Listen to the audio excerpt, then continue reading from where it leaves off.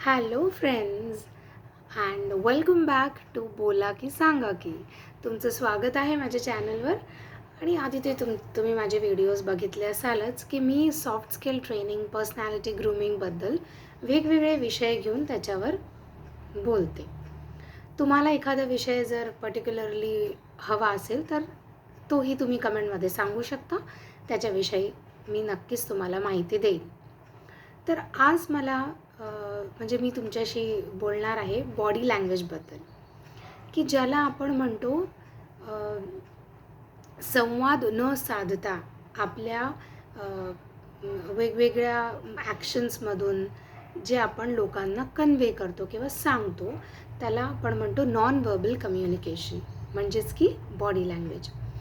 तर याच्यामध्ये एक मेहराबियन रूल आहे जो मी 73855 असा रूल, ज्याचा मी एक वेगळा व्हिडिओ ऑलरेडी बनवलेला आहे, तो तुम्ही जाऊन माझ्या चॅनलवर चेक करू शकता.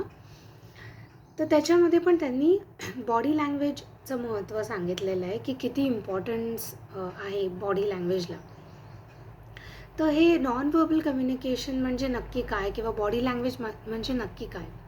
तर आपले जे वेगवेगळे हावभाव असतात, किंवा उभं राहण्याची पद्धत, बसण्याची पद्धत, हातवारे करण्याची पद्धत, डोळ्यांचे ॲक्शन्स, किंवा आपण आपले म्हणजे हावभाव जसं मी ऑलरेडी सांगितलं, किंवा एखाद्या परिस्थितीत आपली रिॲक्शन हे खूप काही सांगून जाते न बोलता.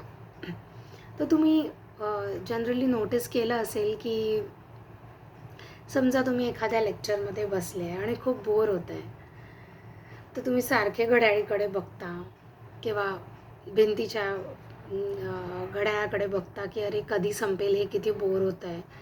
तर दॅट इज इंडिकेशन. ते सांगतं की लेक्चर बोर होत आहे, किंवा तुम्हाला कुठेतरी जायची जर घाई असेल आणि कोणी खूप बोलत सुटलं आहे, तर तेव्हासुद्धा तुम्ही सारखे घड्याळीकडे बघता किंवा दाराकडे तुमची नजर जाते की कधी मी जाणार इथनं.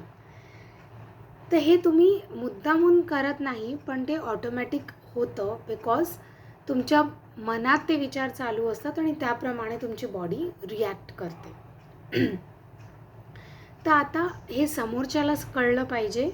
जेव्हा आपण कोणाशी बोलतो तेव्हा तुम्ही ऐकणारा कसा रिॲक्ट करतो आहे, आणि हे तुमच्यासाठी पण तितकंच महत्त्वाचं आहे.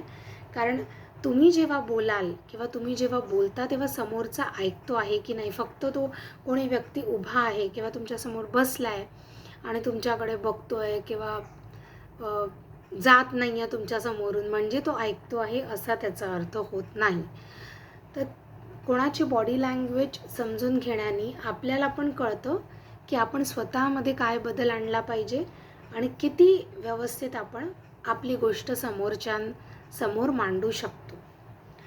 अजून याचे काही छोटे छोटे उदाहरणं द्यायचे झाली तर समजा आपण असं बघितलं आहे ना की जर कोणी काही एखादी गोष्ट खोटी बोलत असेल, किंवा आपण ज्याला म्हणतो ना फेकू मास्टर, की अरे किती किती फेकतो तो किंवा किती फेकत असते ती. तर कोणी म्हटलं हो हो अरे दुबईला माझे 4 घर आहेत, किंवा शाहरुख खानची माझी पर्सनल ओळख आहे. तर आपण लागलीच हो माहिती आहे, म्हणजे असे डोळे वरवीर करून की माहिती आहे तू किती खरं बोलतोय. तर आपण ते बोललो नाही, पण आपण ते कळवून ॲक्च्युली त्याला सांगितलं की हो कळलं की तू किती फेकतोस किंवा तू किती फेकतेस.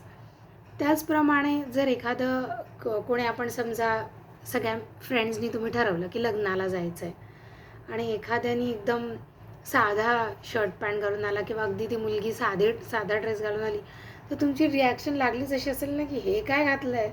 म्हणजे असं तुम्ही बघता ना त्याच्याकडे की हे काय. तर याच्यामध्ये तुम्ही तोंडाने बऱ्याचदा त्याला सांगणार नाही की हे काय घातलं आहे, चल चेंज करू नये, पण तुमची बॉडी एकदम रिॲक्ट करते की हां हे काय. तसंच तुम्ही कुठे रेस्टॉरंटला गेले किंवा बाहेर गेले, कुठे फिरायला गेले आणि त्या जागेवर खूप उग्र वास येतो आहे किंवा घाण स्मेल आली, तर लागलीच तुमची बॉडी अशी रिॲक्ट करते की हे काय आहे, कुठेतरी वास येतो आहे ना. तर तुमच्या ॲक्शन्समधनं पटकन कळतं की अरे काहीतरी गडबड आहे किंवा काहीतरी चांगलं आहे असं. तर याचं महत्त्व खूप ठिकाणी आहे. आता तुम्ही एक अजून छोटंसं उदाहरण तुम्हाला देते. वर्गामध्ये जेव्हा जर शिक्षक शिकवत असतील तर मुलं लागलीच नाही का, चांगलं नाही शिकवत आहे. आता ते बोलू तर शकत नाही लेक्चरच्या मध्ये, पण हे जरूर म्हणतात किंवा किंवा आज लवकर जायचं आहे आपल्याला, नोट्स केले का, मला दे. तर म्हणजे असं लिहून ना, आणि परीक्षेमध्ये जे सिग्नलिंग चालतं, पहिल्याचं दुसरं उत्तर, दुसऱ्याचं तिसऱ्याचं काय उत्तर, तसं तर याला आपण डमशेराट्स पण म्हणू शकतो आपल्या बोलीभाषेत. तर याचं महत्त्व याच्याकरता आहे की आपण नकळत बऱ्याचशा गोष्टी बोलून जातो, करून जातो, बिकॉज न बोलता सुद्धा. कारण आपलं शरीरातनं, आपल्या हावभावातनं ते रिॲक्ट होतं किंवा लोकांपर्यंत पोचतं.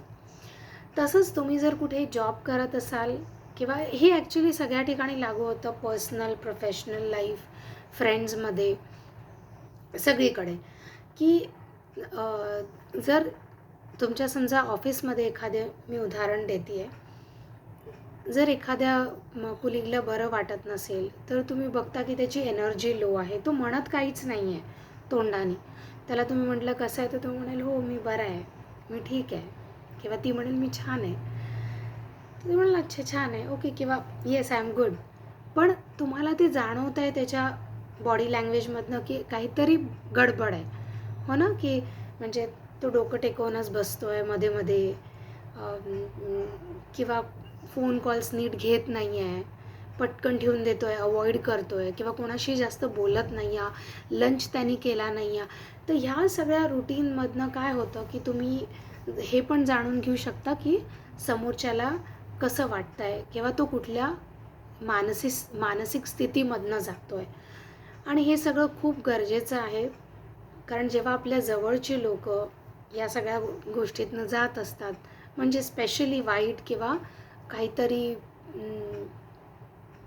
आपण ज्याला म्हणू दुःखी, अनवॉन्टेड सिच्युएशन, तेव्हा आपण त्यांना सपोर्ट करणं फार गरजेचं आहे. आणि म्हणूनच हा अवेअरनेस किंवा हे माहीत असणं, ही जागरूकता, अलर्ट राहणं आणि बॉडी लँग्वेजला समजून घेणं खूपच महत्त्वाचं आहे. बरेचदा होतं ना की तुम्ही घरी जाता आणि आई कदाचित डोक्याला हात लावून बसली असेल, डोकं चोळत असेल, तुम्ही विचारलं तर ते नाही म्हणणार की हो रे खूप डोकं दुखतं आहे, तिचंच म्हणाल काही नाही मी ठीक आहे.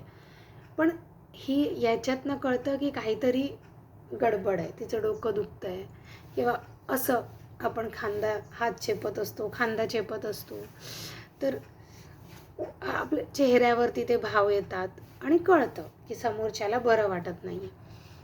अशा परिस्थितीत तुम्ही मदत केली पाहिजे आणि आपल्याला ते कळतं तर विचारलं पाहिजे किंवा काही मदत तुम्ही जरूर केली पाहिजे.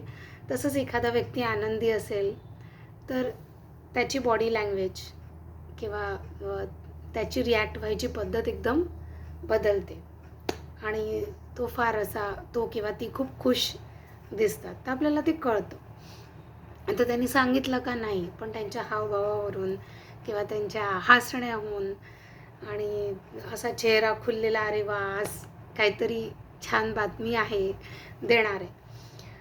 तर या सगळ्यांनी काय होतं, तुम्ही जास्त लोकांशी कनेक्ट करता आणि तुम्ही छान बॉन्ड बनवू शकता तुमच्या टीममध्ये सुद्धा. ऑफिसमध्ये तुमची जी टीम असेल त्याच्याशी तुम्ही एकत्र येऊन बऱ्याचशा गोष्टी एकमेकांच्या विषयी समजू शकता.